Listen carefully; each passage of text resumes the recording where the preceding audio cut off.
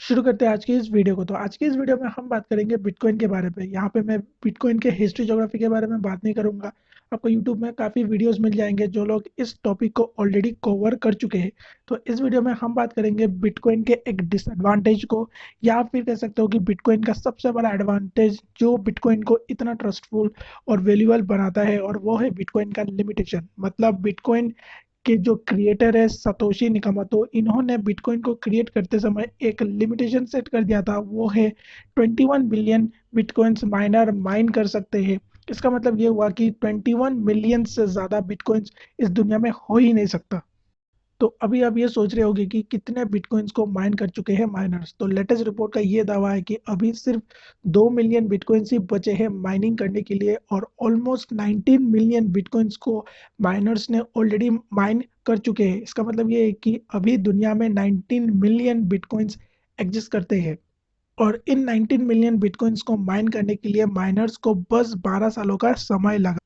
लेकिन इन 19 million bitcoins में से 3.7 मिलियन बिटकॉइंस ऐसे भी है जिनका कोई अता पता नहीं है। इसका मतलब ये हुआ कि 3.7 मिलियन बिटकॉइंस के जो ओनर्स है वो या तो अपने अकाउंट के पासवर्ड को भूल गए हैं, या फिर वो लोग इस दुनिया में है ही नहीं, और इस दुनिया को त्यागने से पहले उन्होंने किसी को भी अपने बिटकॉइंस के बारे में नहीं बताया होगा।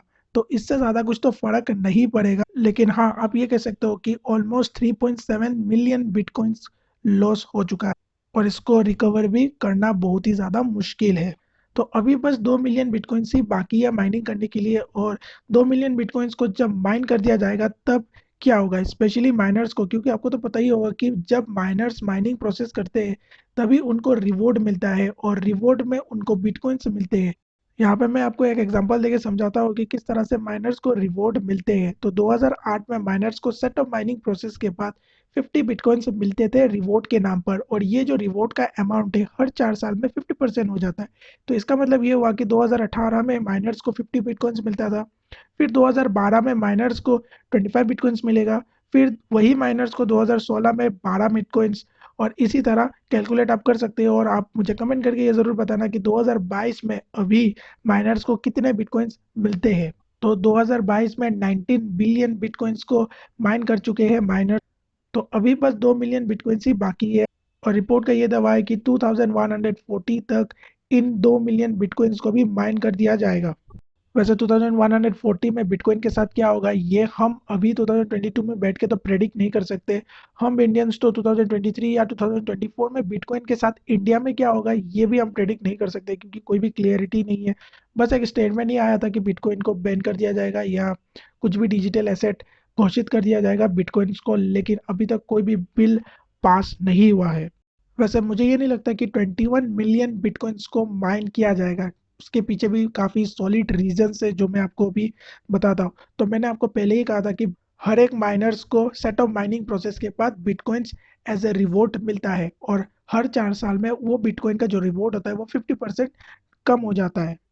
तो आने वाले दिन में ऐसा भी टाइम आएगा जब माइनर्स को सिर्फ 0.1 बिटकॉइन या तो 0.01 बिटकॉइंस मिलेगा रिवॉर्ड के नाम पर। वैसे इन 0.1 या 0.01 बिटकॉइंस का भी वैल्यू काफ़ी ज़्यादा हो जाएगा हाई, क्योंकि बिटकॉइंस का जो प्राइस है वो दिन ब दिन बढ़ रहा है। लेकिन क्या आपको ये लगता है कि माइनर्स इतने कम बिटकॉइंस के लिए माइनिंग करेंगे? क्योंकि माइनिंग प्रोसेस में भी काफ़ी खर्चा होता है, और आपने ये काफ़ी ज़्यादा न्यूज़ सुना होगा कि माइनिंग के कारण जो इलेक्ट्रॉनिक वेस्ट है वो काफ़ी ज़्यादा बढ़ गया है, और एक्चुअली में माइनिंग्स में काफ़ी ज़्यादा खर्चा होता है। क्यों? और माइनिंग्स के लिए एक स्ट्रॉन्ग कंप्यूटर तो चाहिए, और इतने कम बिटकॉइंस माइनर्स को मिलेंगे एज ए रिवॉर्ड आने वाले दिनों में, तो काफ़ी कम माइनर्स माइनिंग करेंगे। और इसी के लिए आपने देखा होगा कि 19 मिलियन बिटकॉइंस को 12 सालों में एक्सट्रैक्ट किया गया, माइन किया गया, लेकिन बाकी के जो 2 मिलियन बिटकॉइंस है उनको माइन किया जाएगा 2140 तक। यानी कि 118 साल लगेंगे इन 2 मिलियन बिटकॉइंस को माइन करने के लिए। अगर हम 2022 से 2140 को माइनस करेंगे तो यहाँ पे आपको वैल्यूज पता चल जाएगा। तो 19 मिलियन बिटकॉइंस को लगे 12 साल, लेकिन 2 मिलियन बिटकॉइन से उनको लगेंगे 118 साल। वैसे ये प्रेडिक्शन है, इससे ज़्यादा भी लग सकता है या इससे कम भी लग सकता है। वैसे माइनर्स को ज़्यादा कुछ प्रॉब्लम तो नहीं होगा, क्योंकि माइनर्स को सेट ऑफ ट्रांजेक्शन में भी पैसे मिलते हैं एज ए कमीशन, तो वो लोग अपना पेट तो पाल ही सकते हैं। वैसे आपका इसमें क्या ओपिनियन है मुझे कमेंट करके ज़रूर बताना। कि क्या पूरा 21 मिलियन बिटकॉइंस को एक्सट्रैक्ट कर दिया जाएगा या नहीं। वैसे अभी आप ये सोच रहे होंगे कि 21 मिलियन बिटकॉइंस का लिमिटेशन क्यों सेट किया गया है, इससे ज़्यादा माइनर्स क्यों नहीं माइन कर सकते, अनलिमिटेड बिटकॉइन का सप्लाई क्यों नहीं है। तो इसके पीछे का रीज़न भी है, और रीज़न ये है कि आपको तो पता ही है कि बिटकॉइन का कोई भी माई बाप नहीं है। बिटकॉइन को कोई भी ऑर्गेनाइजेशन या गवर्नमेंट बॉडी कंट्रोल नहीं करती है। यहाँ मैं फिर आपको इंडिया का एक एग्जांपल देता हूँ। आपको तो पता होगा कि इंडिया के इंडियन करेंसी को कंट्रोल करने के लिए रिजर्व बैंक ऑफ इंडिया है। Reserve bank of India control करता है कि मार्केट में करेंसी किस रफ्तार से फ्लो करे, करेंसी का वैल्यू कितना होना चाहिए। मार्केट के डिमांड के हिसाब से करेंसी का जो वैल्यू है उसे भी फिक्स किया जाता है रिजर्व बैंक ऑफ इंडिया के थ्रू। तो इसीलिए आपने ये देखा होगा कि जो करेंसी का जो वैल्यू है वो ऑलमोस्ट फिक्स रहता है, ज़्यादा अप डाउन नहीं होता है। लेकिन बिटकॉइन के केस में ऐसा नहीं है।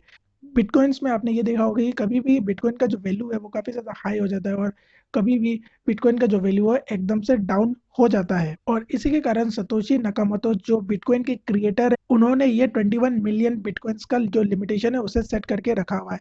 तो इससे ये होगा कि जब 21 मिलियन बिटकॉइंस को एक्सट्रैक्ट कर दिया जाएगा तब यह बिटकॉइन एक क्लोज्ड इकोनॉमी जैसा काम करे। और क्योंकि अनलिमिटेड सप्लाई नहीं है इस बिटकॉइन के, तो लोगों को ज़्यादा प्रॉब्लम नहीं हो, और इसके बाद बिटकॉइंस का जो वैल्यू है वो ज़्यादा अप डाउन नहीं होगा मार्केट में। और आपने ये देखा होगा कि जब इंडिया के मार्केट में पैसा कम पड़ता है तब आरबीआई अपने हिसाब से मार्केट में पैसा को बढ़ा देती है, और जब मार्केट में ज़्यादा पैसा हो जाता है तो आरबीआई अपने हिसाब से मार्केट से पैसा उठा लेती है। तो यहाँ पे आरबीआई तो कंट्रोल कर लेता है, लेकिन बिटकॉइन के केस में ऐसा कोई भी ऑर्गेनाइजेशन नहीं है जो कंट्रोल करे। इसीलिए 21 मिलियन बिटकॉइंस का ये लिमिटेशन सेट करके रखा गया है। ये तो हो गया कि जब 21 मिलियन बिटकॉइंस पूरा एक्स्ट्रा कर दिया जाएगा तब क्या होगा। वैसे ज़्यादा कुछ फर्क तो नहीं पड़ेगा, लेकिन अब सबसे बड़ा सवाल ये आता है कि क्या गवर्नमेंट बिटकॉइन या कोई भी क्रिप्टो करेंसीज को एक्सेप्ट करेगी या नहीं। इंडिया में क्रिप्टो करेंसीज का जो फ्यूचर है वो ज़्यादा ब्राइट तो नज़र नहीं आता है, क्योंकि अभी तक तो कोई बिल नहीं आया है, तो ज़्यादा कमेंट हम इसमें नहीं कर सकते हैं कि फ्यूचर किस तरह से होगा। लेकिन अभी के सिनेरियो से तो ऐसा ही लग रहा है कि बिटकॉइन या इसके जैसे कोई भी करेंसी है उसका ज़्यादा ब्राइट फ्यूचर इंडिया में नहीं है। लेकिन इंडियन गवर्नमेंट बिटकॉइन को as a digital asset accept कर सकती है। इसका मतलब ये हुआ कि कोई भी इंसान डायरेक्टली बिटकॉइन से कोई भी प्रोडक्ट को परचेज नहीं कर सकता है। बहुत लोगों को ये चीज़ समझ में नहीं आया होगा। यहाँ पे मैं आपको सोने का एक एग्जांपल देके बताता हूँ। हम सभी के घर में थोड़ा बहुत तो सोना होता है। सभी लोग सोना खरीद के अपने घर में रखते हैं, और सोना इसलिए खरीद के रखते हैं क्योंकि फाइनेंशियल क्राइसिस में ये जो सोना है वो हमारे लिए संजीवनी बूटी की तरह काम करता है। लेकिन हम कभी भी डायरेक्टली सोने के बदले कोई भी प्रोडक्ट को हम परचेस नहीं कर सकते, चाहे वो चाल दावल कुछ भी हो। हम सोना दे के कोई भी सामान को परचेस नहीं कर सकते। हमें सबसे पहले सोने की दुकान में यानी कि ज्वेलरी शॉप में जाना होता है। वहाँ जाके हमें अपने सोने को बेचना पड़ता है। फिर हमें जो पैसे मिलते हैं उन पैसे से हम कोई भी प्रोडक्ट को परचेस कर सकते हैं। तो बिटकॉइन के साथ भी ऐसा ही कुछ होगा। बिटकॉइन को आप एज ए एसेट रख सकते हो अपने पास, आप परचेस करके बिटकॉइन को रख सकते हो, लेकिन बिटकॉइन के बदले आप कोई भी प्रोडक्ट को परचेस नहीं कर सकते हो। आपको सबसे पहले बिटकॉइन को बेचना होगा। बेचने के बाद आपको जितने भी पैसे मिले उन पैसों से आप प्रोडक्ट को परचेस कर सकते हो। तो इसे ही कहते हैं डिजिटल एसेट। और डिजिटल इसलिए क्योंकि बिटकॉइन जो है वो पूरा डिजिटली काम करता है, और एसेट तो आपने समझ ही लिया होगा, मैंने सोने का एग्जांपल देके आपको समझा ही दिया। वैसे आने वाला वक्त ही बताएगा कि बिटकॉइन या बिटकॉइन जैसे जितने भी क्रिप्टो करेंसीज हैं मार्केट में उनका फ्यूचर किस तरह से होगा। दुनिया के जितने भी गवर्नमेंट है उनका क्या स्टैंड होता है इन क्रिप्टो करेंसीज को लेके। उसके बाद ही जाके इन बिटकॉइंस या क्रिप्टो करेंसीज का फ्यूचर डिसाइड होगा। वैसे ये तो रहा मेरा ओपिनियन। आपका इसमें क्या ओपिनियन है कमेंट करके मुझे ज़रूर बताना। तो बस आज की इस वीडियो में इतना ही।